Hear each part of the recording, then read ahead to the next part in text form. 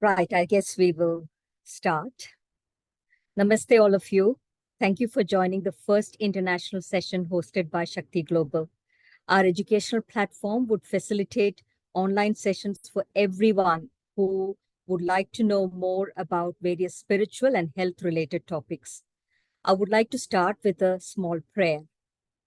Sada Shiva Samarambham Shankaracharya Madhyamam Asmadacharya Paryantam Vande Guru Paramparam. Today's session will run for an hour, and we request you to send your questions in the chat box below. And in the end, we hope to have a brief Q&A session after the presentation. Without further ado, I would like to introduce our first international speaker. We are so blessed to start our international sessions with a special guest, Dr. Arathi VB, who is a founder and chairperson of Vibhu Academy, Bangalore. She's adjunct faculty in humanities at the Dayananda Sagar University, Bangalore, and guest faculty, Performing Arts Department, Jain University, Bangalore. Dr. Arathi VB is actively involved in the fields of Sanskrit studies, Indological research and teachings, behavioral and soft skills training. She's passionate in exploring the riches of Indian thought, culture, spirituality, and in empowering the youth and women. A very warm welcome to you, Arathi ji. Thanks a lot. Dhanyawada. Namaste.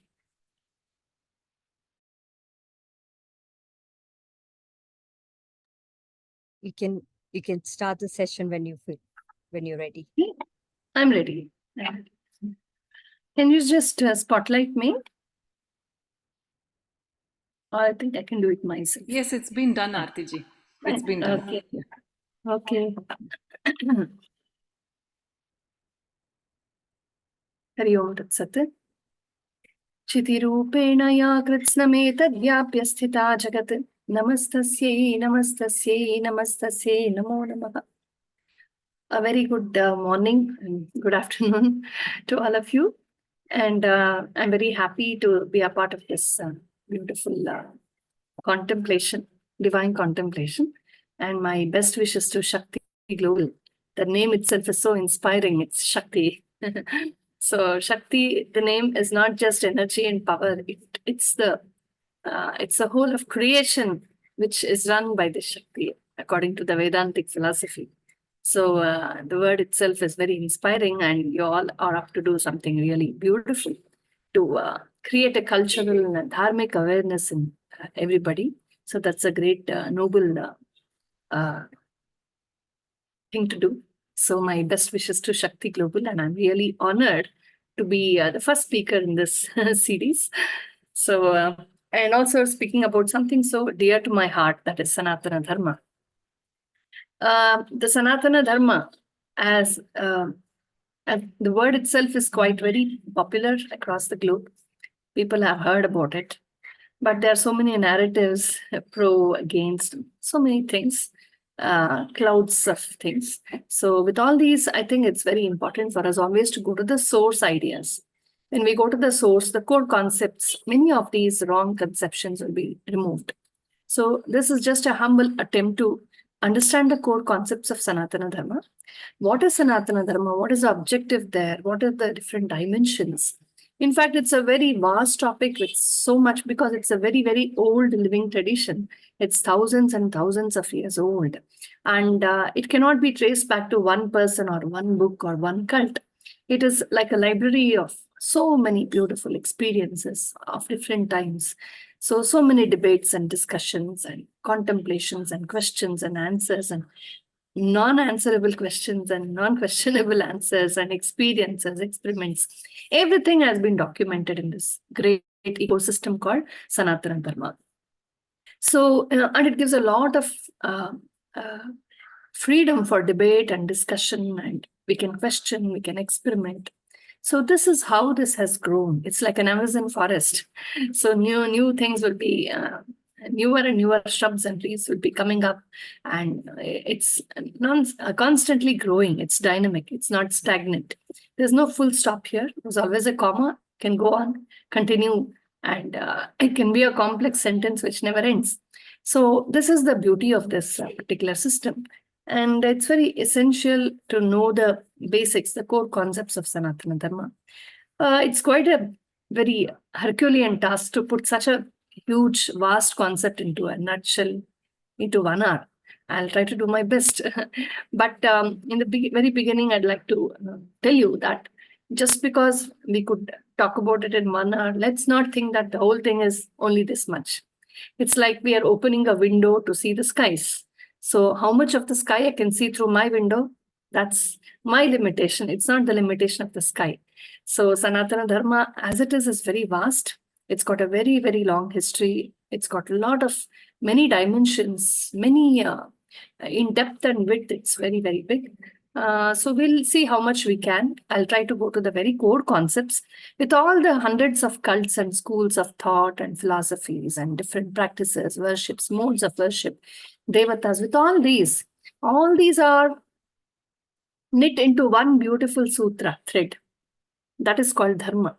So Dharma is common to every aspect of Sanatana Dharma, whatever cult and whatever community, whatever time period anything or anybody belongs to. So what is Dharma? We'll try to understand. And okay, I'll start by sharing my slides. Give me a minute, please.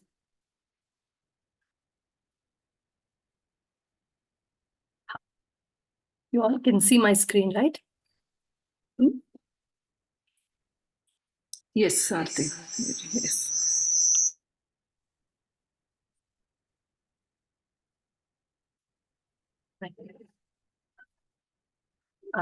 We'll just see some salient features of this great ecosystem called Sanatana Dharma. It's not just a faith or a religion. It's a library of faiths and religions. It's a big community of faiths and religions.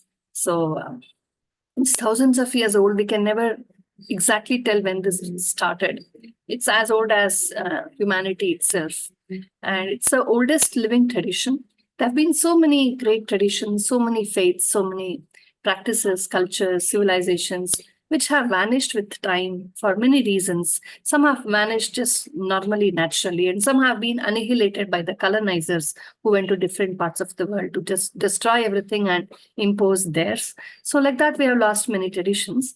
And despite all these onslaughts and interventions by many foreign thoughts and agenda, still Sanatana Dharma has managed to remain and revive itself and continue as the oldest living tradition of the world. And it's a cradle of countless schools of thoughts. Inside the Sanatana Dharma, you have so many schools, so many modes of worship, so many cultural aspects, so many customs, so many practices, so many debates, discussions, and we can agree, we can disagree, we can debate. So this is how it is. And it has also promoted a lot of trades and occupations which have unfortunately been called castes, which are actually economical dimensions of the Sanatana society. And there's no single book or a single master or a single cult who can claim that only I am right and everybody follow this. We have the freedom to go and choose whatever suits my emotional need, my cultural need, my aesthetic need. If I have an intellectual orientation, I can go to the Jnana Marga. I can study the Shastras or debate or discuss or listen to or meditate. If I am more emotional in nature, I want to surrender to the Paramatma, I will take up the Bhakti Marga. There are so many in Bhakti Margas again. If I am more into Karma Yoga, I want to do something, I can just do service of different types to the ecology, to the plants and animals, to fellow human beings. I can do service in many ways. And if I am very, I want to master my breath, my body, my thoughts, I want to be a yogi, then there's a yoga marga also. And inside these four, you have many more margas. So this is how Sanatana Dharma is a library of great many thoughts and great many schools of thoughts. And they have been always improvised and updated by sages down the ages.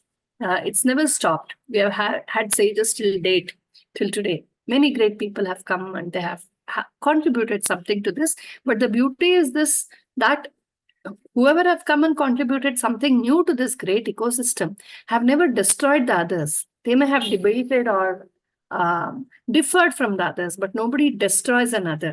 It's like when we do some theory work, we have a source file, right? We have a final draft, but we have a source file where all that we have not added into the final draft, but everything is there. It's like this, the source file, the original thoughts have never been destroyed and newer ones have been added, and we can just pick up what we want and nobody will put a sanction on us, or nobody will say you'll go to hell for believing or not believing or connecting or disconnecting from something. No one person or one book or one cult or one master can dictate anything here. There are so many masters, so many experiences, and we can choose from any of them. And it's very accommodative. We have accommodated newer thoughts. We have had people from different parts of the world coming. So anything nice, ano bhadraha katavo yantu vishwataha, is a great saying by the Veda. Anything noble in any part of the world is welcome to us. This is the kind of broad-minded approach Sanatana Dharma has shown, and it is multifaceted. As I told you, there are parts of Sanatana Dharma which cater to the emotional people who have a lot of aesthetic sense, love, service, and devotion, etc. And there are also other aspects which are more intellectual, more rational, debating, etc. And there are where you can serve, etc. So all these dimensions are there. And inside them also you have so many sub-classifications. It's very flexible. It is accommodative with it goes in harmony with the changing times. You can be very modern and still a Sanatani. There's no problem. Sanatana Dharma doesn't stress upon one regional dress, one dress, or one cult, or one habit, or the external whatever or there. That is never dictated here.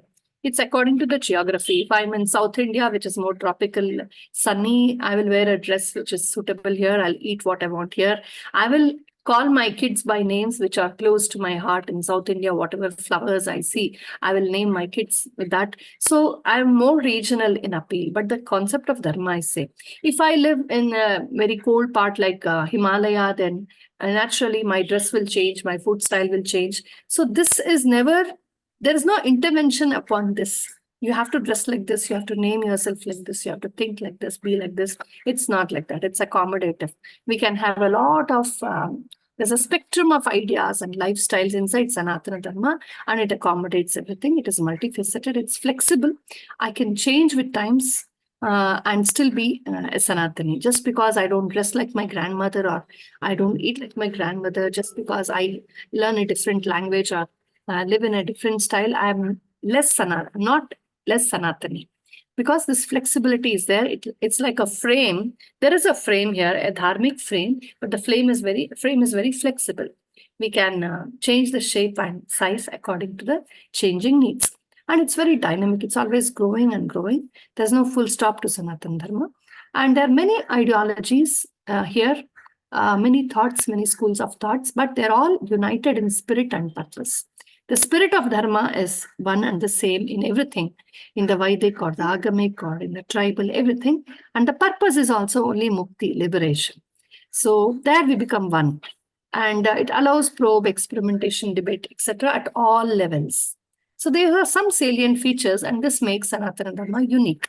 Because nobody says, just because you differ, just because you question, just because you debate, just because you disagree, you'll go to hell, you are totally banished. Nothing like this we see here.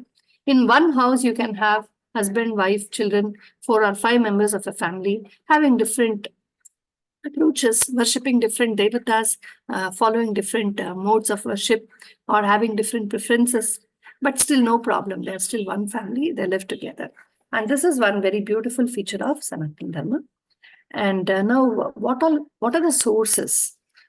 So one is the oldest sources are the Vedas, and Veda does not belong to any one community as very badly, wrongly projected. These projections, wrong, distorted misinterpretations of Sanatana Dharma began with the British people who came here to colonize, to rule us, and they had their own agenda, so they started distorting the facts. So they called it as if it belongs to one community. That's nonsense. It's just an oldest and the core concept of Sanatana Dharma recorded in the Veda. And Veda is not one book, it is a library of many thoughts. And from them we get the Agamas, which are all different schools like Shaiva, Vaishnava, Saura. We have a school of Shiva worship, we have a school of Vishnu worship, we have a school of Shakti worship, and so on.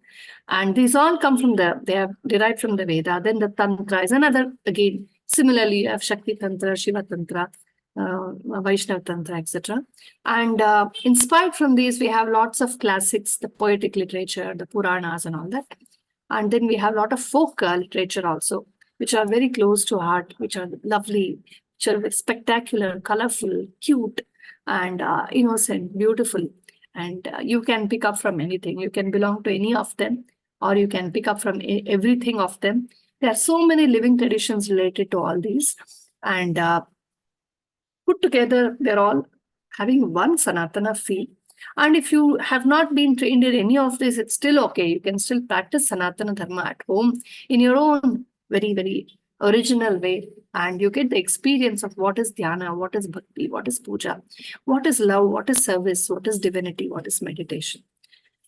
We can, if we cannot access all these directly, we can even read translations, commentaries, and interpretations by multilingual scholars and honest intellectual publishers. I emphasize on the word honest because there are many dishonest works also. The main idea is to defeat this and impose another ideology. So the concept of conversions and all this is very rampant across the world. So such dishonest ideology we should not read because they will never give us the right picture. Rather, refer to translations, commentaries which are honest, authentic, and they are composed by scholars who know both the Samskrita Bhasha, the original texts, as well as the Desha Bhashas, the regional language as well. Beware of dishonest, inauthentic translations or misinterpretations and Hindu-phobic narratives. Let's be careful. Now, coming to the core concept, that was just an introduction. Now, coming to the core concept. So what is the concept of the Almighty? We'll start from there. The word Almighty is quite alien to us. It's just one of the descriptions. Sarva Shakta, we say, Almighty, omnipresent, Sarvantaryami, Sarvagaha, we call it. So what is the nature of this? There's no idea like there's a heaven somewhere on the clouds and there's a throne there and a God is sitting there, and preferably that God has to be a male, it has to be a human, like a male person, with etc. Such ideas are not here. So in Sanatana Dharma, the Almighty is all pervading. He is everywhere. And what is the nature? It is truth. Sat. Sat means truth. Exist. It's always there. And the definition of truth is Trikala Baditam Satyam. That which was there, which is there, and which will always be there. The creation may come and go, but the Sat, the truth, will always remain, and that truth is the nature of the Almighty or the Parambrahma. Then Chit. Chit is wisdom, awareness. It knows everything. The Paramatma, the Almighty, knows everything. The past, present, and future. There is no limit to the knowledge, the wisdom of the Almighty. And then the very nature of the Almighty is Ananda, bliss, bliss, bliss, bliss. And there is no condition for this bliss. Like, I get something, I get money, I'm happy. If I don't get money, I'm not happy. I get fame, I'm happy. I don't get it, I'm unhappy. It's not like that. With or without anything, it is always happy. So that is the nature of the Almighty, Satya Chitta Ananda. And it is all permeating. It is everywhere. It is omnipresent. The only thing that exists is Satchit Ananda. So what about you and me? What about the creation? What about people? We are all a projection of that. Like the sun, the light of the sun is just the projection of the sun. The rays are nothing but the projection of the sun. There are tiny particles which have emanated from the sun. Similarly, all of creation is nothing but a beautiful expression of the Satchidananda. So the Satchidananda is always marked by the sound, the potential, the cosmic sound called Om. It's called Anahata because it is always there. It is not made. It is not a created sound. The Om is always there. And it's a beautiful vibration which is there everywhere. We don't know where it started, where it ended. It's everything all pervading. And from this Omkara, the Satchit Ananda, the Almighty, created many other mantras, many other bijas, many other sounds. And all these sounds became the Devatas, the different Brahma, Vishnu, Maheshwara. And from them again, Indra, Agni, Vayu, Varana, the Dikpalakas, and so many. So each sound is a mantra, and each mantra Sharira hi Vaideva. The Devatas are not like what we see in the dramas or the movies. A lot of aesthetic elements have been added there, like they wear a silk dhoti with a big crown and jewelry and all that. Those are just for aesthetic representation on the stage. So let's not confuse and think that Devatas means just like that. They are rather powers of the universe. And these Devatas, they create the 5 essential elements, that is Prithivya, Tejo, Vayu, the earth element, the solid. It starts with Akasha. First is Akasha, that is space. The subtlest thing that we can comprehend is space, Akasha. And Akasha Vayu, from that next thing which we can see is the Vayu, that is the air element. And then Vayu or Agni, from that we see the fire element. And fire element, the next one is water element, that's the Jala Tattva. And then there comes the solid element, that is the earth solid. So these are the 5 Pancha Tattvas, of which the whole of creation is made. Every particle in this universe is nothing but a beautiful ratio proportion of these 5 elements, Prithivya, Tejo, Vayu, Akasha. The earth, fire, space, air, and water element. So there is a code called Dharma. There's a system called Dharma which runs everything. Everything has to work in a certain style.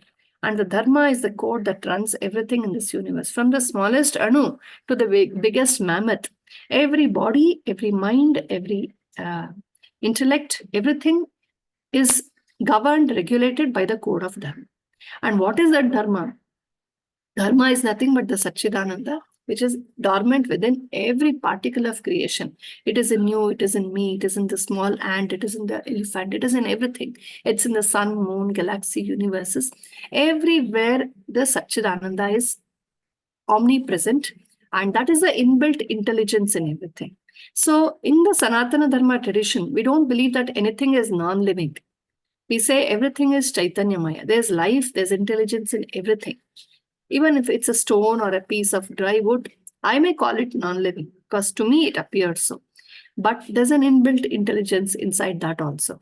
So the whole world is in the Satchid Ananda, the Paramatma is dormant in every particle. And from within, it acts as an intelligence. And that is how everything works in this universe. So there's no speck in this creation that we can disregard. Everything is Satchidananda Swarupa.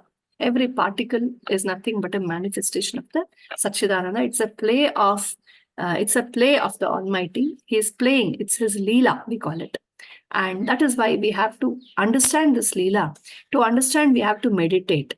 What comes as a block for us to understand the Satchidananda is our own ego, our colored and tainted and impure ego, which binds us to this body. I think I'm just this body. So if we become egoistic, we don't understand how the whole nature works. So to come out of this ego, to connect to the Satchidananda, it's like the Wi-Fi is everywhere. I need to get the right password to connect to the Wi-Fi. So the password, the connection to the Satchidananda comes from meditation. That is called Ruta Prajna. Ruta means the cosmic intelligence. When I connect my intelligence to the cosmic intelligence, I understand how everything works in the universe and I'll become a yogi. I'll become wise. So every path, it could be Vaidika, it could be the Veda path, could be the Agama path, Shiva, Vishnu, Surya, Shakti, Ganapati, these paths, or it could be the Tantra paths. It could be the folk paths. It could be anything and everything. They all lead to one great Satchidananda. And when we realize the Satchidananda, we are liberated, and that is called Mukti. I'll just show you a very representative picture here. So in Sanatana Dharma, you see my cursor here. There are so many hills like here. They're all like different paths, different cults. Together, they all culminate into one thing. So it could be the Vaidika Marga or Agama, Tantra, folk, tribal, whatever it is. apparently different ones, but they all emanate from one spirit of Sanatana Dharma. And what is the ultimate goal of all of these? It is mukti. That is liberation. What is liberation? To transcend my limitations as a human being. We are all limited by our own assumptions and our own prejudices. We are limited to this body and mind complex. So to go beyond that, to connect to the higher cosmic intelligence, to become one with the Satchidananda, like a drop becoming one in the ocean. Now it is no more a drop of water, it is the ocean itself. So we just merge into the Satchidananda, and our potential, our capacity becomes so big that when we have realized the divine, when we have liberated our souls, we are still living in the body, we can come back and do wonders for humanity. We can be great, resourceful people to the humanity. We can give great love, great services, great compassion. That shows how great people the yogis are, full of compassion. One Rama, one Krishna, one Buddha, one Shankara, one Basaveshwara, one Allama. These are all very great people who gave love, who gave wisdom, who gave compassion, who gave help, who gave services in abundance, because they had transcended their human personalities. They had become one with the Satchidananda. So any path can take us to mukti, liberation. There is no business saying that my path is correct, your path is wrong. No. Everything can lead, but where do I suit? What suits me? If I'm an artist, I have to go in the art way to self-actualize. If I'm more of a scientist person, then I think science will give me the way to self-actualize. So with due respect to everything, everything is leading us to mukti. That is why there are so many paths, and still we are not confused. People standing outside may see this as a confusion, as a chaos. It's not so. We are quite comfortable. We are in harmony with everything, because we all know that with all of our seemingly different approaches, we are still going to the one great ideal called mukti or liberation. So now let's come to the etymology of Sanatana and Dharma. The word Sanatana doesn't mean Puratana. It doesn't mean old. It means everlasting, eternal, timeless. That which was always there, is there, and shall be there is called Sanatana. That is why this Dharma is called Sanatana. We don't know where it started, when it started, how it started, with whom it started. It was always there. People went on joining it and contributing to it. So it is Sanatana.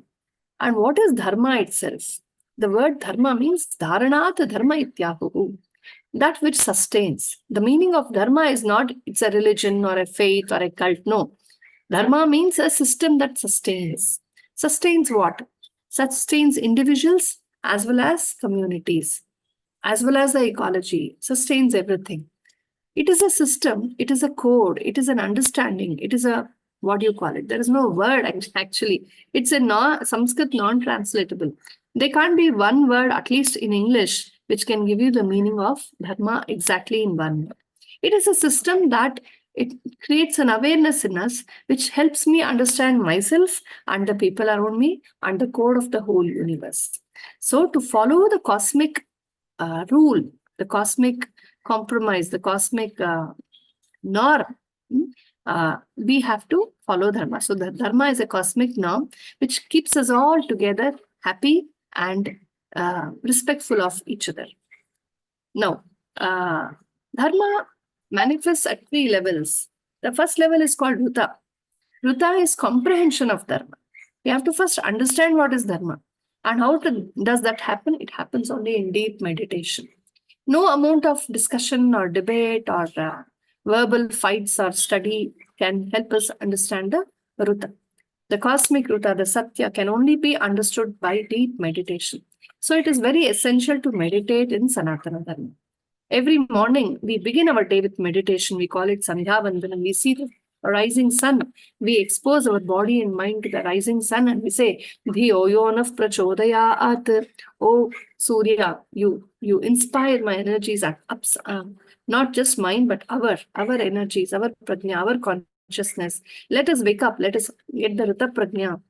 There's one more mantra in Ishavasya. It says, Hiranmayena patrena satyasyapitam jagat mahat tattvam pushana pavrunu satya dharmaya dashtaye. Oh, Surya, you open that lid. You are like a lid to the great truth.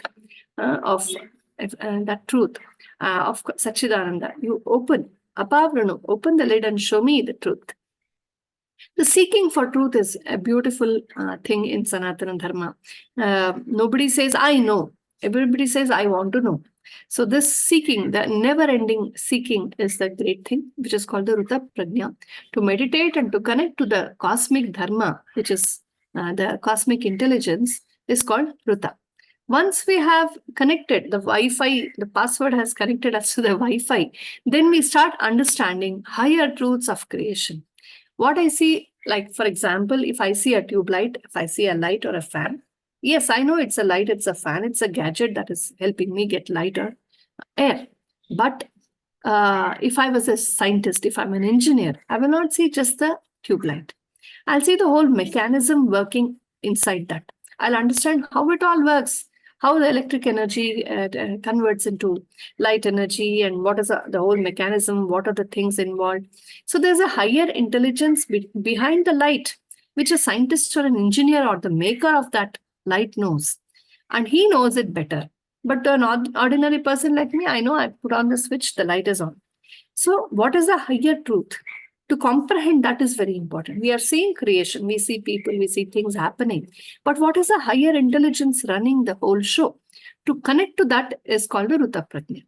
And once we have connected to that, once my password has connected to the Wi-Fi, then I start getting abundant information. My wisdom grows. My wisdom transcends this limitation of this body, and it goes in many ways. And then whatever I speak, based on the Ruta Prajna, once I have connected to the Ruta, the cosmic intelligence, whatever I speak becomes truth. Because I can only speak the truth. I will not speak anything colored. I'll not have any distorted agenda to cheat somebody, to lure somebody, to tempt somebody, to attract somebody. So all these stupid things come when we are disconnected from the Ruta Prajna. When I am just trying to market myself, I'm just trying to promote a cult or promote something, all these stupid things happen. And then we never speak the truth because we're not connected to the Ruta.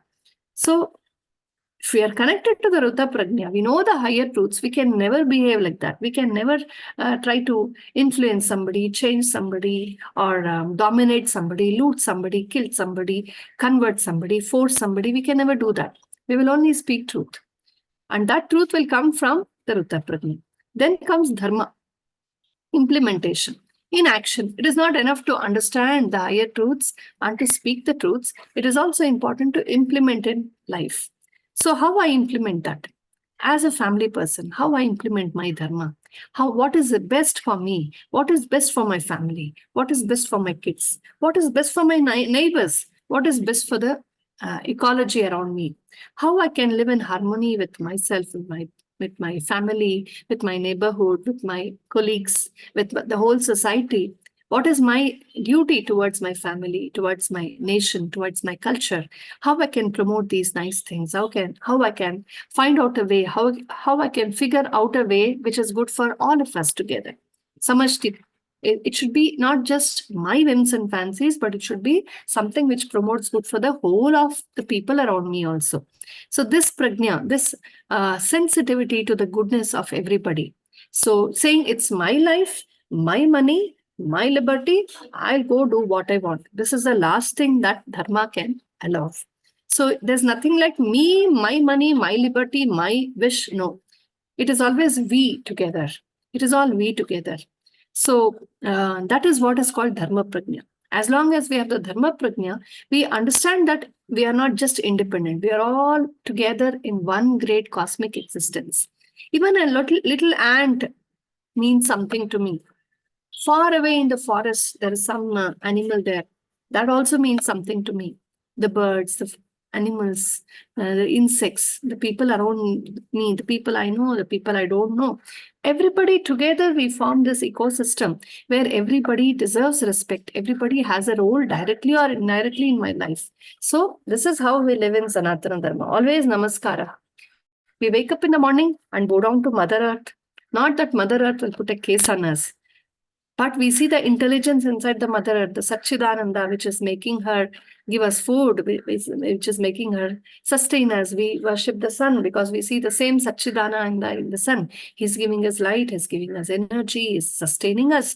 I see that in the whole of vegetation. If not for the fruits and vegetables and vegetation, I could never have lived. They are my food. What about the animals, birds, fellow beings, family, everybody? Everybody is a speck of Satchidananda, and I need to respect. I need to figure out a way where I can harmoniously live with everybody, respectful of each other, caring for each other, helping each other. So this is called implementation of Dharma. So it starts with the Ruta Prajna. If we don't have the Ruta Prajna, we'll become selfish, we'll become self-centered, and we'll try to grab, we'll try to mesmerize, we'll try to impress, we'll do every nasty thing, every wrong thing, just to promote our immediate material benefit. It could be money, it could be some agenda, it could be anything. But if we have the Ruta Prajna, we'll understand that I'm just a part of this great cosmic existence, this great, beautiful nature. I'm a speck in this. So let me understand my relationship with everything around. So Ruta Prajna will immediately make me selfless and generous and very, very, we call it Vishwamanavatva, Vishwatma Bhava. And Satya is the capacity to speak only the truth. We will understand the higher truths and we'll always think in terms of the samashti hita, the good of the whole, welfare of the whole existence, and speak only that and not according to our whims and fancies. And implementing Dharma. In action again, we do only that which is good for me, for my family, for my community, for the whole nation, for the whole world at large. So this is very important. Every now and then, in the morning, in the afternoon, in the night, in the evening, any time and every time, we have to disconnect from our mundane activities and stop and meditate and go to the Ruta Prajna. Connect to the great Ruta Prajna. And that will help me self-introspect. Did I do something wrong today? Did I say something wrong today? Did I think wrong today? Oh, I think something has gone wrong. I have to cleanse my thought. I have to cleanse my speech. I have to cleanse my action. Every morning, evening, now and then, every moment, we have to cleanse, self-introspect, and then think, speak, and act. So this cycle of Ruta Satya Dharma should keep happening every moment, every time. We train our little kids to do this contemplation in the morning. That is why we do Sandhya Vandana, we do puja, we do meditation. On the bed, waking up, on the bed we sit and we think of the whole world. Say, oh, the Paramatma is everywhere. Let me speak the truth. Let me live Ruta Satya Dharma in my life. This is how we start the day. At the end of the day, again, we think, oh, did I do anything wrong? Did I say anything wrong? I hope I was good to everybody. Oh, I hope I did my duties right. So this kind of a self introspection and we can say auto-suggestion, this is very important in Sanatana Dharma. We could belong to any cult. We could be a tribal or a Vaidika or anybody, anything. But this constant contemplation of Dharma is very important. And Dharma will promote the other things in life. We have 4 Purusharthas, they say. 4 Purusharthas means 4 dimensions of human life. The first and foremost is Dharma, which we discussed right now. Then we have the Artha and Kama. Kama means desire. Desire, ambition, everything comes under the purview of Kama Purushartha. And from the smallest desire to the biggest ambition, I want to become the Prime Minister of such a country, from such a big ambition to the small thing like I want to drink a cup of coffee. From here to there, anything and everything is called Kama. It is called the Kama Purushartha. So they're all my demands, needs, desires, ambitions, everything. And what is Artha? The resources. If I want to drink a cup of coffee, there's so many resources involved in that. I need a coffee vessel. I need a stove to heat. I need water. I need coffee powder. I need milk. I need sugar. I need a cup to serve. So there are so many things, material things involved in catering to my Kama. So they're all called Artha. So now Artha and Kama are there in everybody of us. From a small insect to the human being, everybody has Artha and Kama. We have our own set of desires and we want the resources to cater to them. But the problem is when, because of our selfishness, Because of our disconnection from Rita, Prajna, we become very self-centered, very selfish. We start grabbing. I will not only eat from my plate, I will grab somebody else's plate of food. I will not only will live happily in my house, I'll go and grab somebody else's property. This happened during colonization, right? Everybody was happy in their respective country. A set of colonizers thought, I have to go and loot every other country. Everybody has to listen to me. Everybody has to follow me. So they imposed, and their karma, their desire was too cruel, too demonic. And so they looted the artha, the resources of everybody. The loots of Asia and Africa can be seen in the colonizers' countries, in the colonizers' museums. Why this happened? Because uncontrolled karma. When we don't regulate our desire, when I don't tell myself this is wrong, I should not snatch somebody else's. And if I don't know how to manage artha also, sometimes we produce too much. We are looting Mother Earth. I want just a cup of water, but I will use a whole bottle of water, drink a little and throw the rest. So I'm abusing resources. That is adharma to artha. So dharma is a regulating factor. If I'm based on dharma, I will always think how much of artha should I produce? I should not waste food, I should not waste water, I should not waste resources, I should not waste anything. So we are very careful about how much, where and how we use the resources.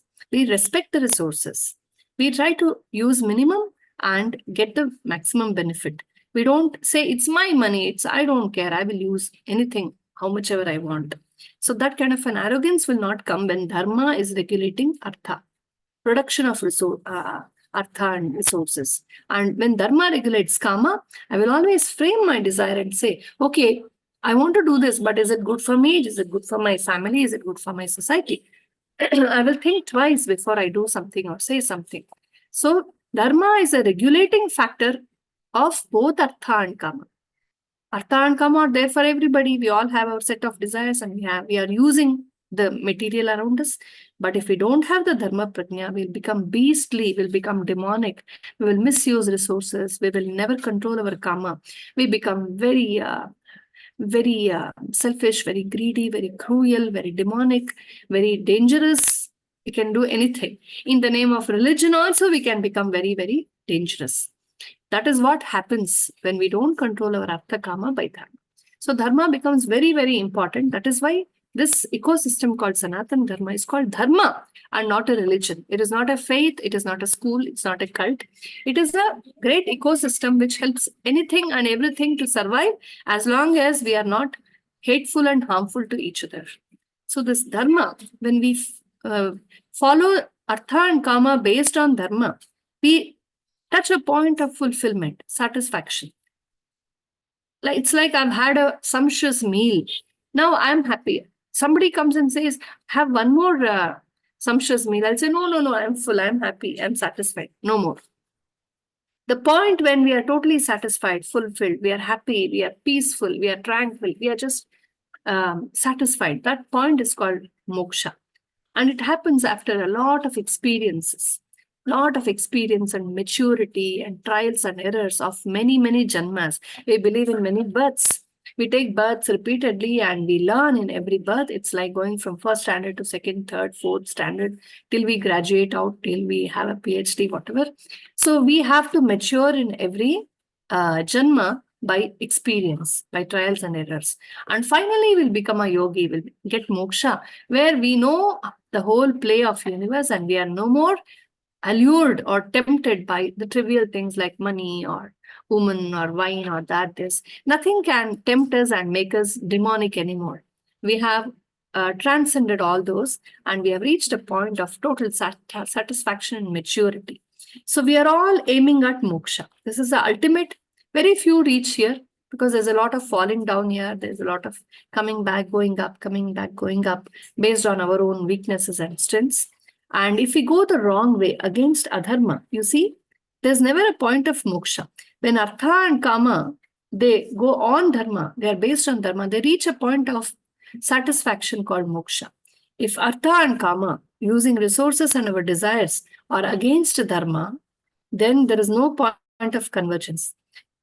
There is no satisfaction, there is no peace, This explains how there are so many rich people in the world who might have earned the riches in the wrong ways, and they're never happy. They're always afraid. They have a very, very costly cot and a bed, no doubt, but they can't sleep peacefully.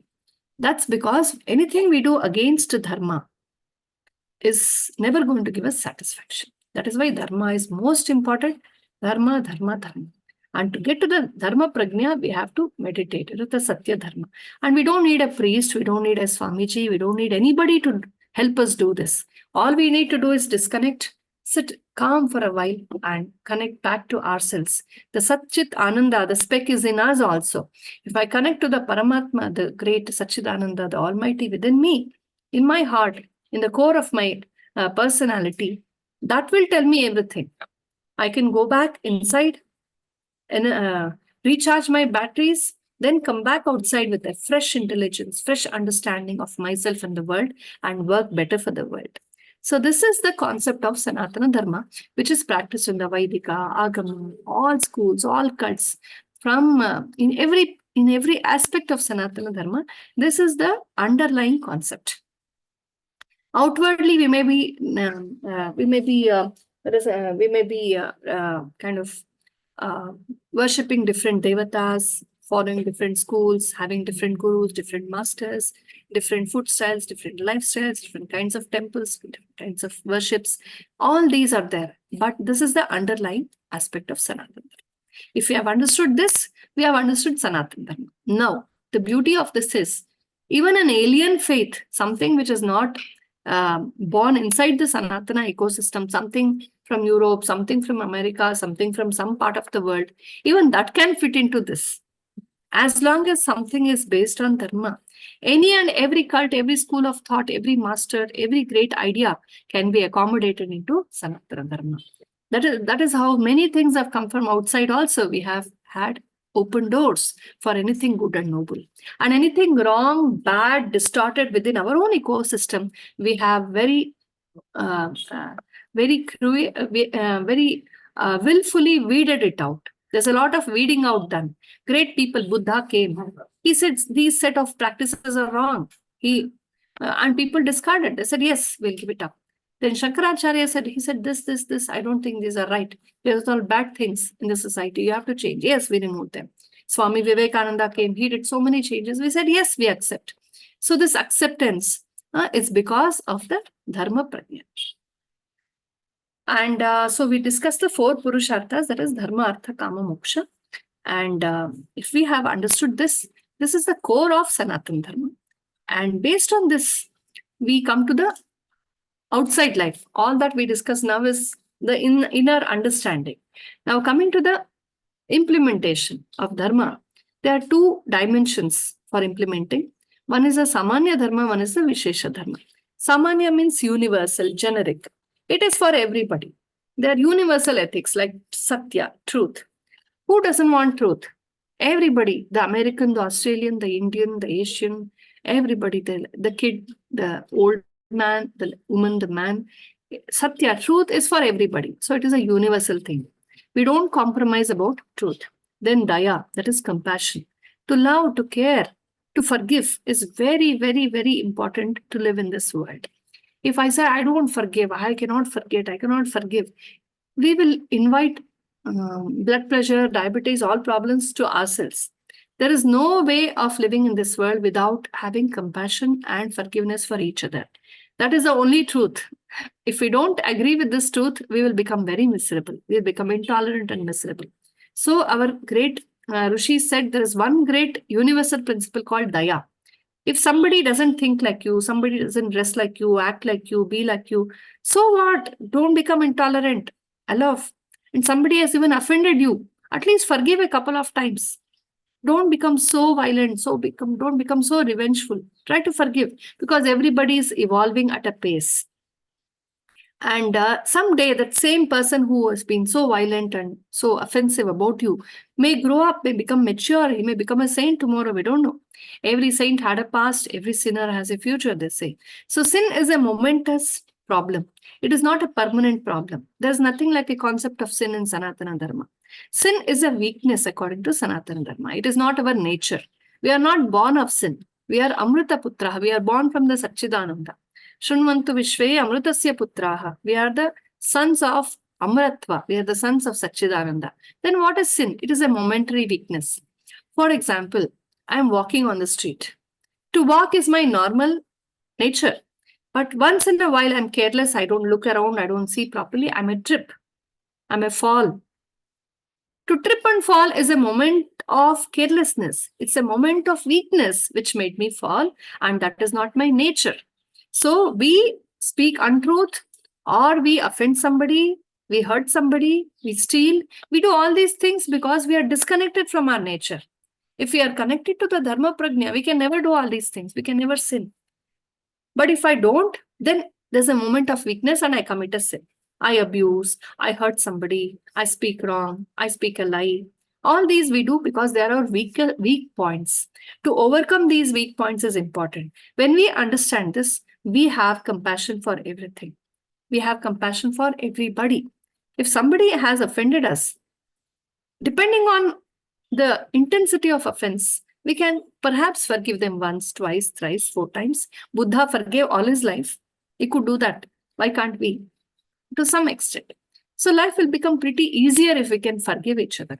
Of course, if somebody is very, very dangerous to the whole world, then we have to really tackle them. That is why we see our devatas have a weapon in the hand. They have abhaya mudra. They protect the good, they protect dharma, and they vanquish adharma. If somebody is so violent, so bad, so dangerous like a Ravana or a Duryodhana, somebody is very demonic, who is causing large-scale problems to the whole humanity, then only that person should be tackled. Otherwise, at the personal level, we have to learn to have compassion for each other. Asteya is to never steal. To never steal somebody else's objects, to never steal credit. Even credit is stolen, right? Somebody has found some great truths for many ages and somebody gets a patent. They just grab the patent. So stealing, that's also wrong. It is all weakness. And Indriya Nigraha, to control the senses, to have control over one's taste, to control the sense organs, etc. These are all samanya dharma. They are all universal ethics. To love, to be compassionate, to be respectful of each other, to speak the truth only, etc. So these are for everybody, and there is no compromise about Sanatana, about the samanya dharmas. Now coming to the other type of dharma that is there in our lives, it's called Vishesha dharma. The name Vishesha itself refers to specific or particular, or it is limited to one person's life or duty or tastes or aptitudes or choices, etc. For example, I'm one person. Okay. Now, at home, I'm a wife to my husband. As a wife, I have a particular set of duties. I have a particular type of relationship with my husband. I'm a mother also. So to my kid, I have another kind of duty. My relationship with my kid changes because he's my kid. It's the same me. Now my relationship with my parents, I'm much younger to them by experience and age. So my relationship there, my kind of compromise before them has to be different. And now if I go to a bank, I'm just another customer. So my duty is totally different there. And if I'm traveling in a train or an aeroplane, then I'm a passenger. My dharma is that of a passenger. I can't go and tell the pilot, look, I want to try how to fly a flight once, give me that. I'm also equal. So I have equal rights. I can't go and grab that. I'll have to understand that I don't know how to fly an aeroplane. I have to sit like a passenger. So my roles change in the society, change in the family, change according to the situation. So I should understand this. This is called Vishesha Dharma. Now, if I'm living in a very hot place, my Vishesha Dharma, my personal lifestyle will change accordingly. My dress will be according to the tropical climate, which is most comfortable there. My food will be according to what vegetables I get there. My culture, my festivals, my language, my everything in my life, my responsibilities, my priorities, everything should be as per my role in the family, as per the region I live in. If I'm born in Karnataka, if I'm born in Bharata, then automatically I have a duty towards Bharata. I have to learn an Indian language. I have to identify with the Indian culture. I shouldn't try to bring a foreign culture and impose it here. My loyalty should be to this country, this culture, this faith, this thing, because I belong here. So this is called Vishesha Dharma. And the Vishesha Dharma should not become too assertive, that I start saying, I am the most superior, I am only right, so everybody better follow me, mine is the greatest. No. If I do that, I'll be compromising on Samanya Dharma. I have no daya, I have no compassion for others. My Vishesha Dharma is limited only to me, my personal life and my community life, my regional life, my national life. But Samanya Dharma is boundless. So when there's a small or a big conflict between Samanya and Vishesha Dharma, Sanatana Dharma says, keep the Vishesha Dharma aside and follow the Samanya Dharma.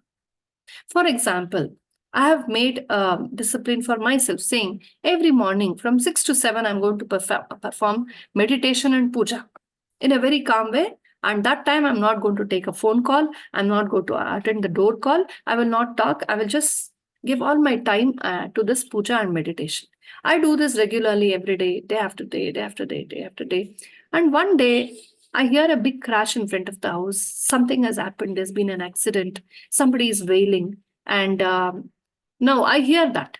Now the question comes, my Vishesha Dharma, my discipline, my self-imposed discipline is that during the time of meditation, puja, I will not get up, I'll not do anything else. But now there's somebody who is hurt, somebody who's dying, somebody who needs help. Now, what do I do? Do I continue with my puja or do I go and first rush to help that person there? Then the Samanya Dharma tells me, keep aside your puja, go and help that person. Give him some water, help him, take him to a hospital. That is most important. So Samanya Dharma is always kept highest. That is how in Bharatam, it's so many onslaughts, so many invasions and interventions. Even today, so much of agenda is working against Sanatana Dharma. Every time the concept of Samanya Dharma helps us to forgive, forget, and move ahead. This is the greatest power we have. And those communities or cults or people or anywhere here in the world, inside Bharatam also, who cannot keep the Samanya Dharma above Vishesha Dharma. My cult, my book, my master, my belief, my faith, if they cannot keep this back and keep the Samanya Dharma, that is Satya, Dharma, love, and all these higher, they would become very, very assertive, fanatic, dogmatic, dangerous, violent, everything, harmful. All those things we see, all those big problems in the name of religion, killing, looting, converting, all this is because the people are so attached to their Vishesha Dharma, they forget that everybody has their own Vishesha Dharma. What is good for me may not be good for somebody else. We have to understand that the nature is very, very, very, very diversified. Look, we have so many blood groups. When I lose my blood, the doctors don't just pick up somebody's blood and put it into my body. They will check my blood group, their blood group, and all that. And only after all this homework is done, they will give it to me. So there's so many beautiful, subtler truths in nature which define our body, our thought, our speech, our taste, our aspirations, our living, our lifestyle, everything. So there's so many parameters which all need to be kept in mind before we judge somebody. Before we tell you are totally wrong, we have to understand that they live in a particular society. They have their own needs. They have their own emotional needs to cater to. They have their own cultural background. To respect, to live and to let live is a great value which Sanatana Dharma tells us. That is why we say Vishesha Dharma is fine for me. Yes, I respect my religion, my faith, my cult, my guru, my school. I have my priorities. I have my lifestyle. Okay. But with all that, yes. With all that, what is more important is Samanya Dharma. If my Vishesha Dharma is coming in the way of somebody else, if it is hurtful of somebody else, I have to immediately be alert and stop doing that. So I have to practice my Vishesha Dharma in such a way that I am only contributing to the higher good of the world and not destroying somebody else's good. So this is a very great principle of Samanya Dharma. And this is called Samashti and Vyashti. Samashti means the good of the whole universe. Vyashti is my personal good. My personal good always should be inside the samashti. I'll just give you a small example. I think time's up. I'll be concluding very soon. So my good, like I say, I'll buy a banana, I'll eat the banana. Okay, it's my money. I wanted to eat, I ate it. But now where I throw the peel of the banana is my samashti prajna. I can't throw it anywhere and everywhere. Somebody else will fall and break their leg, and I will be responsible for that. If I do something which is bad for the collective good, then I am compromising on samanya dharma, and that is very, very, very, very wrong. So always keep the samashti in the mind. The best example we have, why do we worship Lord Rama, that Bhagavan Rama like that? Why are we so devoted to him? It's simply because he has shown us what is samashti hita. He lived all his life to promote samashti hita. He had a series of problems in his life, series of tragedies in his life. His his coronation ceremony, which was just about to happen, was cancelled for no fault of his. Then his wife was kidnapped. He was sent to the jungle. So many demons came. So many problems happened. He always followed the samashti hita. And as a king, when the question came that the subjects, the people, were accepting him but not Sita, he said, okay, as a king and queen, Sita Rama compromised even onto that. It's very difficult to be like Sita Rama, but at least to some extent we can follow samashti hita. If we all have the samashti prajna, we are very, very careful, matured, and our thoughts, speech, and action will always be framed inside a collective good. And we will not say me, mine, I am only right. Such assertiveness, demonic assertiveness will not happen on our part. So this is the essence of Sanatana Dharma. And these are implemented through the 5 Pancha Yajnas. We don't need a priest. I'll just conclude in 5 minutes. We don't need a priest. We can do all of these all by ourselves. We have to every morning worship the Devatas. I told you what the Devatas are. The great Satchidananda has manifested his great glories in the form of Devatas. And the Devatas are giving us water, sun, moon, earth, vegetation, everything. It's all happening in a beautiful way. And because of that, I'm alive. We are alive. So we cannot give back to nature, but we can at least thank nature. And that is called Deva Yajna. Every morning, evening, whenever possible, we have to acknowledge that nature is very important to us and we are living because of the nature. Then comes Rishi Yajna, the great sages of different times. They conceived great truths and they gave it to us in the form of mantras. They gave it to us in the form of Ramayana, Mahabharata, Puranas, Veda, Vedanta. They gave us so many. They gave us languages. They gave us food styles. They gave us lifestyles. They told us what is right, what is wrong. They taught us statecraft. They taught us music. They taught us dance. So the spectacular, beautiful cultural life that we live, this very well organized lifestyle, it didn't come from just us. It came from many, many great thinkers down the ages. They gave us these codes of how to live in harmony with everybody. So they are called the Rishis. So we can't go back, time travel and thank them. What I can do, all the great Rishis, whatever knowledge they gave us, I will learn them and pass it on to the next generation. That is called Rishi Yajna. Then comes the Pitru Yajna. Pitru is our parents and our ancestors. We are what we are because of our parents and ancestors. We carry their DNA. That is our identity. So let's be very respectful to them, whether I like it or not, whether I belong to a different generation, I can't gel with my parents. We may have hundreds of reasons not to take care of our parents, but we have one reason to take care of them, that they are our Pitrus. They are very, very important. They brought us to this world. So Pitru Yajna is to care for them all their lives. After their death, at least once in a year, on the date of death, we remember them and we offer some, we do some charity, we do some rituals, etc. We never forget our Pitrus. Then comes Nu Yajna, that is to be respectful of fellow beings, to respect the elders, to respect the teachers, to be nice to our neighbors, to be compassionate to the poorer people, to help them, to give alms, to give charity, to do something, some form of voluntary service to the fellow beings around us is called Nu Yajna or Manushya Yajna. Then comes the Bhuta Yajna. Bhuta Yajna means our services to animals, birds, vegetation, ecology, planting trees, watering trees, keeping the ecology clean, to help the animals, birds. Now the summer is coming, so keep some water for them. So these are the pancha yajnas which every Sanatani has to do every day in his life.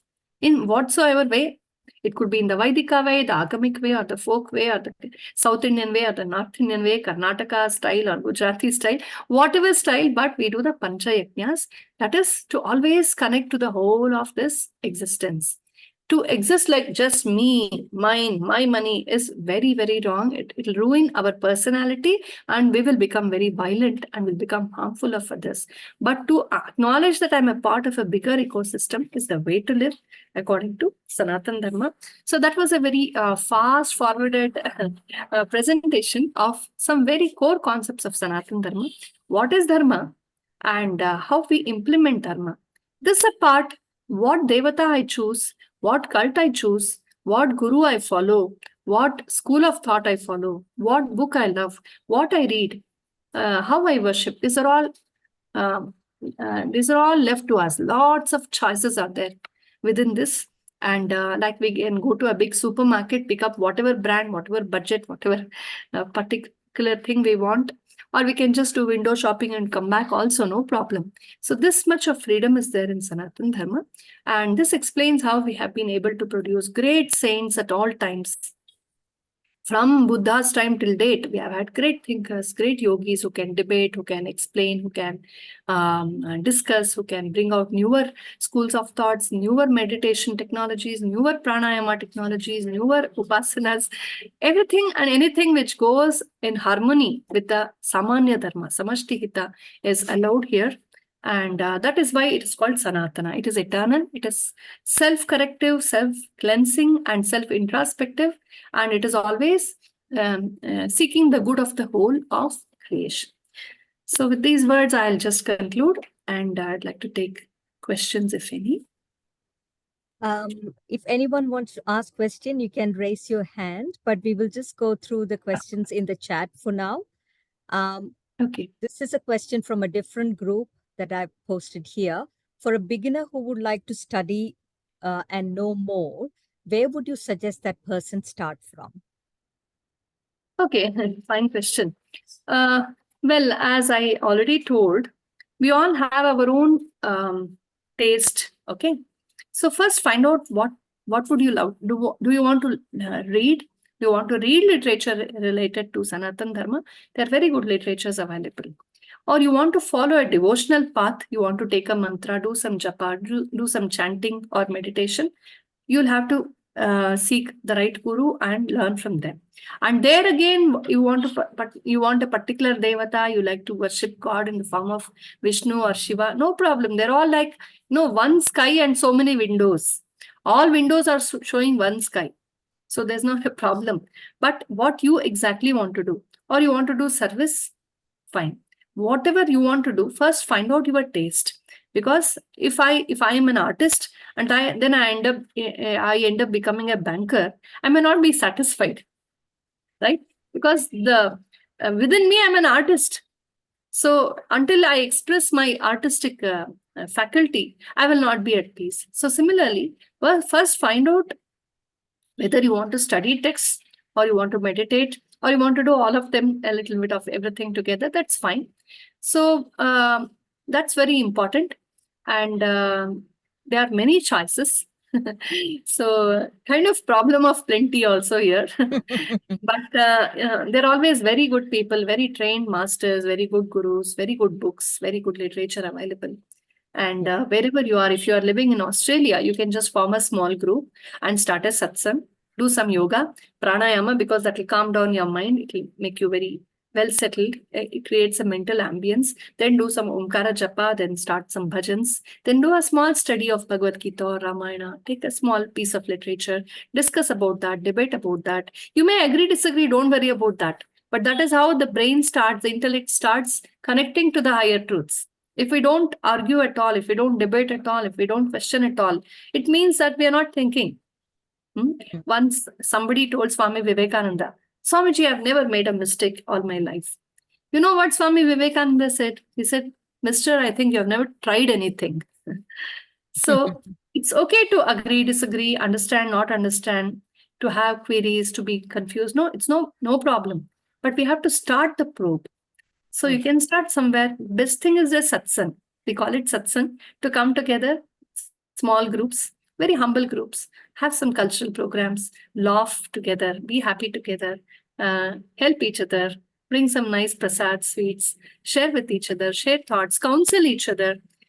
Each one has their own emotional problems. You can counsel each other, help each other, love each other, care for each other, travel, go on a trip together, have bhajans, have fun, music. With all that beautiful ambience, then you can go do some meditation, study a text. I think that would be the best way to start. There's another question. What is the best way to introduce Sanatana Dharma to children? I think it's the same thing. Same Children thing. Yeah. will, yes, have Yeah. satsangs for children and have a lot of games, have fun. One thing I would suggest is we should not be preachy about anything. When we become preachy, we want to impose, the problem happens. Because children, at least, are unconditioned. We all may be conditioned, but children have a very clear mind. So they are out to learn something new. They are very open to new thoughts. So tell them what is what. And there should be a lot of fun element. There are beautiful stories in Sanatana Dharma. All these great concepts which I told you. For all these, you have lovely examples. In fact, we have a whole course called Sanatana Dharma. In each aspect, you have lovely stories, you have examples. Examples make them more clear. So for children, instead of being preachy and telling them concepts, abstract concepts, you can rather tell them stories. The story of Rama, how open-minded he was, how broad, how compassionate he was, how brave he was, how practical he was. These will give them an understanding of Samanya Dharma very naturally. Tell them Krishna's story, how playful and prankster he was, but how alert and brave he was while tackling the evil. It was not just all play. With all the play and pranks, he always had a solution for every problem. He helped the villagers. So what a wonderful boy he was. Such story of Hanuman, story of great people like Buddha, Vivekananda, Ramakrishna, all these great people. I think stories and some bhajans and a lot of play, fun, and some social service. Take them to a nearby temple, take them to a nearby matha, make them do some voluntary service there. By doing service, our ego will take a back seat, will become broad-minded. So forget about who we are, how rich we are, how educated we are, blah, blah, blah. That is all stupid things we have imposed upon ourselves. Rich or poor or girl or boy or whatever cult or community we belong to, we should go to temples, do some service there. It's not only go to the temple, eat prasad, come back. It is do some service. Take your children, let them do small services there. Like just pick up the litter, put it in the dustbin, go and help in serving the prasad, go and help in decorating. Such small things, if you involve your kids and you also do all these voluntary services, then I think that is the best way to educate them. They understand what Dharma is without any lecture. Yeah. Intuitively. I think this question, one last question, and this question you partly, I think, answered. Is association big part of our spiritual journey, by Amish? And just a minute. Thank you. How do you, sorry, which question were you referring to?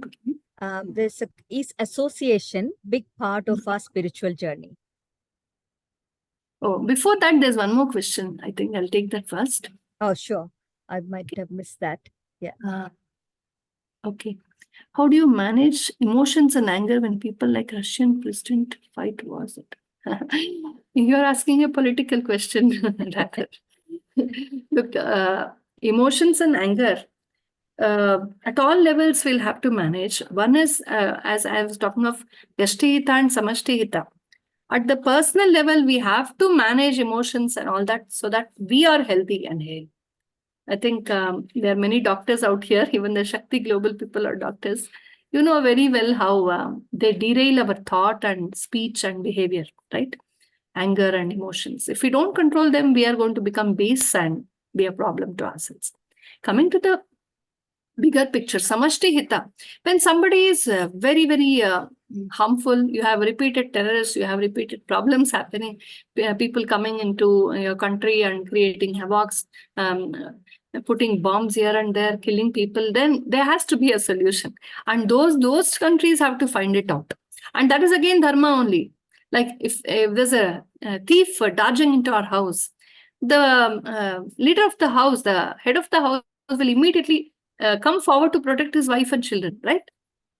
It's very natural. So the leader of a particular country, whoever, I'm not saying who is right or wrong here, Russia or Ukraine, I'm not taking sides, but each of them, the leaders have to look for safeguarding their own citizens. So when there's no solution, naturally there'll be a war kind of thing, whatever it is. So that's a question which is not related to this. But at our personal level, we have to control our emotions so that we think clear. A person who is very emotional, very disturbed, can never think clear, never get the right solutions for anything.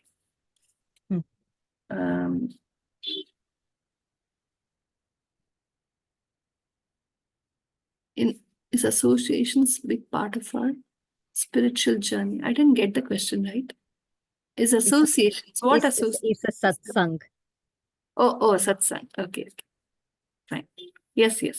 It can really help because, we are, as human beings, we call ourselves Sangajeevi.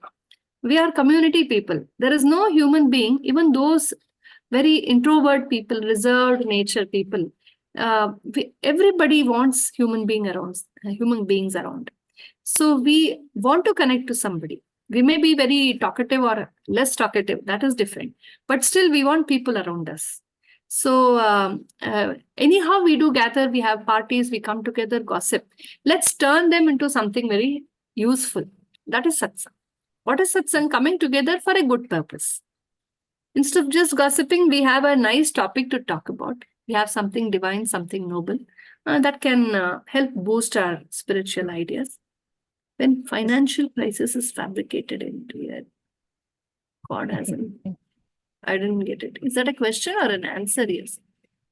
Where can we find more of your talks? Yes. You can just Google search for Dr. Arathi VB and there are quite many talks. I have uploaded very few, but there are quite many. Thank you, all of you. There's one from Madhvi. Yes. Implementation of Dharma through speech. Since we live in a world of many interactions, starting within home to professional colleagues, how far can I practice this? If the Satya is going to hurt the sentiments of my loved ones, to breaking hearts or something displeasing my colleagues, is it still Dharma? Wow, very good question. There's an answer to this in the Mahabharatam itself. Yudhishthira says, Satyam bruyat, priyam bruyat, na bruyat, satyam apriyam. Priyancha nanritam bruyat, esha dharma sanatana. He says, Satyam bruyat, speak the truth. Priyam bruyat, speak what is pleasant. Na bruyat satyam apriyam. Don't speak very unpleasant truths. Unless it is vitally necessary. You have to, there's no other way, then okay. But otherwise, don't. If it's very hurtful, don't say that. For example, if I see a person who is lame or blind or something, I don't have to go and say on his face, you are lame, you are blind. I don't have to do that. Saying, I'm very frank, I'm very truthful. No, that's not the way. We don't have to say everything that is hurtful, hateful. So we may have to sometimes filter out what we say. But we do not, na bruyat satyam apriyam, priyancha nanritam bruyat. But he also says that we should not speak untruth just because it pleases everybody. Just speaking nonsense to become famous, to attract people, to have people listening to you. That is also not right because you'll be confusing people. We should not sow in the wrong seeds into anybody's ideas. Shri Krishna says, Na buddhi bedam janayad ajnanam priyasanginam. He says, oh Arjuna, there are people who are innocent, non-thinkers. Don't go and confuse them. If they're happy doing what they want in their way, leave it there. This is what Shri Krishna tells Arjuna. See how a wise man thinks. We don't have to question and bring logic into everything. If a little child is playing with his toys, I don't have to say, oh, that is a lifeless thing. Don't play with that. The child needs that. That's the emotional need of the child. The child will outgrow that. Similarly, if you're a doctor, you have your patients, okay, they may be ailing. You know that their problem is a very severe one. But as a doctor, you will not say you have a very severe problem. I'm speaking the truth. No, you will not say that. You'll say, don't worry, everything will be fine. You take your pills, you take rest on time, you follow the dictates. I'll tell you what to do, what not to do. You'll be fine. Don't worry, isn't it? That is not a lie. That is a very smart way of managing the crisis. So when when I am feeding my kid, okay, when he was just 1 or 2 years old, I would tell him some nonsensical, sweet, nonsensical stories. The story does not exactly have to make sense, but the child has to be held in curiosity so that he opens his mouth and eats everything. Otherwise, the child will not eat. Now, do you say my mother is such a big liar? We have so many cock and doodle stories, right? They are just to please the children. So they have so many stories, so many nice things. If the situation is very grave, it's a crisis, somebody really needs only solace and good words, we better not tell them bitter truths. But if it's a truth which is very important, which if I don't tell, there'll be a problem later on, then of course, even that we can tell in a very nice way, in a very modest way, in a very smart way. There's a joke like, I'm just reminded of that. It seems there was a preacher who was always preaching very nicely to people. And he had a way with words. He could counsel anybody and console or convince anybody. So one day, one person who was going to that preacher, he was very old. He was about 90 years old. He had applied for a lottery ticket. He had taken a lottery ticket. Somehow he won the lottery. And his son, who was about 60 years old, was worried. My father is 90 plus and he has a heart problem. If I tell him that he has won a lottery of some $10 billion, he will have a heart attack. So how do I tell him in a very nice, naive way? So he went to the preacher and said, sir, will you help me? You tell it in a nice, convincing way to my father. He said, yes, fine. You bring your father. Then he took his old father to that preacher, and the preacher started saying, okay, look, Mr. So-and-so, he just spoke all other things in general and came to the point and said, just imagine you have taken a lottery ticket, right? Just imagine you got $10 million, you won it. What would you do? How will you use that money? You have any plans? That 90-year-old man said, I don't think I'll win. I just take it for fun. But if at all I do get $10 million, I'm so old. What do I do with so much of money? I'll give half of it to you. And that preacher had a heart attack, it seems. So there's always a way of telling it. That was just a joke, of course. Here, there's a way of putting across. If it's vitally important, we have to tell them this is right, this is wrong. If I'm a teacher, if I'm a parent, if I'm a guide, if I have to tell that for a bigger good, I have to tell them. Otherwise, I think we have to learn how to be soft-spoken, how to be smarter. But we need not bring in lies for everything. To lie every time is not so very necessary. One last question, Atichi. How can we reconcile the definition of Sanatana Dharma? Priyam Bruyat Dharma Sanatana. Reconcile? You want me to repeat that?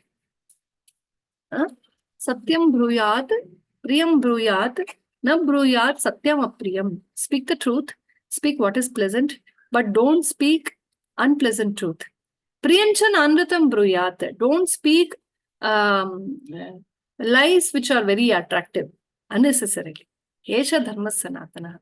It is about how to speak the right things. You have to speak truth only, but truth in a pleasant way.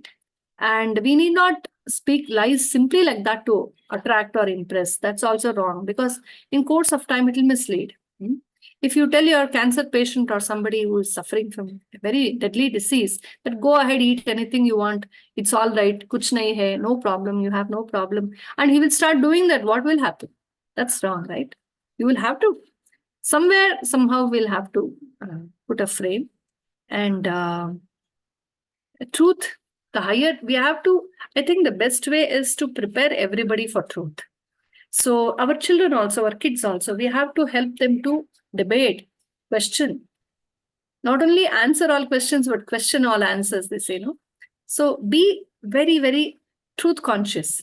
What made a young lad like Narendranatha become a great saint like Swami Vivekananda was his quest for truth. He didn't stop at any narrative.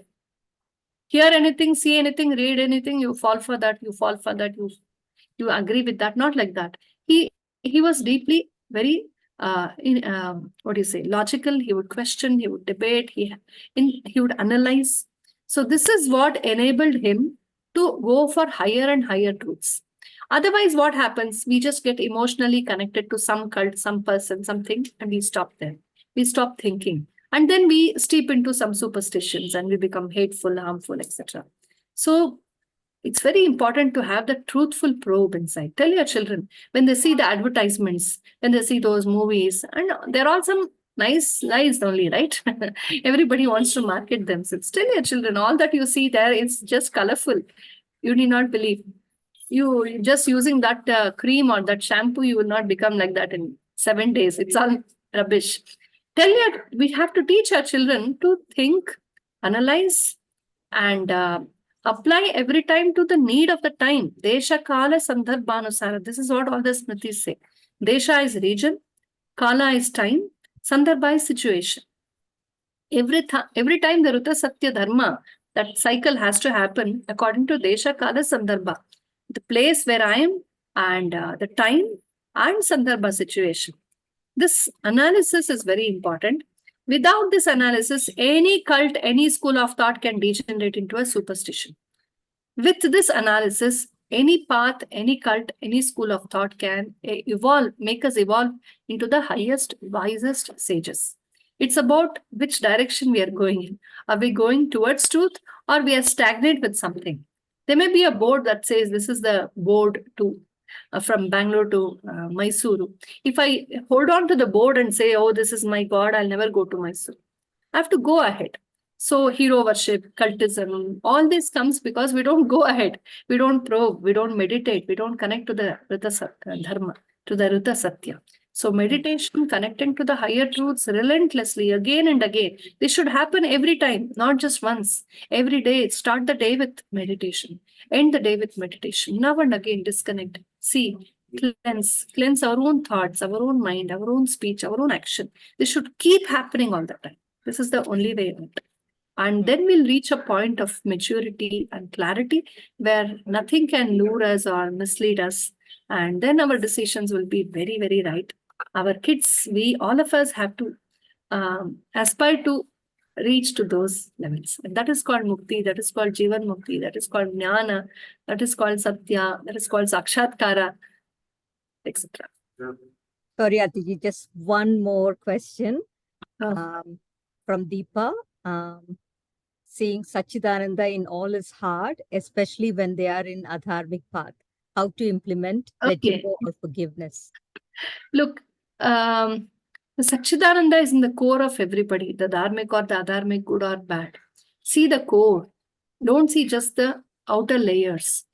The body, the mind, intellect complex are the coverings of the Sachidananda. Deep inside the Sachidananda is there, but that person, unfortunately, is disconnected from his own Sachidananda. That is why he or she is so adharmic, so violent, so evil. Try to change them or give them the right punishment if they are very harmful to the society. But don't hate them, because when you hate, you can never have a solution. Even the worst of worst people, you want to punish them, you punish them. Whatever is right, good for the whole of society. If somebody needs to be punished, a terrorist, a bad man, an evil man, a robber, thief, etc., they need to be punished, okay. But along with that, what works within our mind should be viveka and not dvesha. Viveka is discretion and dvesha is hatred. If I base my judgments on hatred, I may even end up punishing the wrong person. So, hatred is not a solution even for the adharmic people. You know they are very adharmic, try to correct them. Sama, Dana, Beda, Danda. Sama is first tell them in good words. Dana, tell them in a threatening tone. Beda, give some smaller punishments and try to block them, control them, resist them in certain ways. If that is not possible, finally, Danda, punish them. It could be very hard. Even there could be different types of different levels of punishment. But to hate will spoil the whole charm. A person who is totally calm I'll give you the example of Rama and Ravana Yuddha. I come from a dance background also. So in our Bharatanatyam, when they teach us the Navarasas, the 9 sentiments, there are 2 sentiments there. One is Raudra, that is anger. Another is Veera, that is power or what do you say, prowess. Okay. Now, anger and prowess are 2 different things. Now, Ravana was full of anger.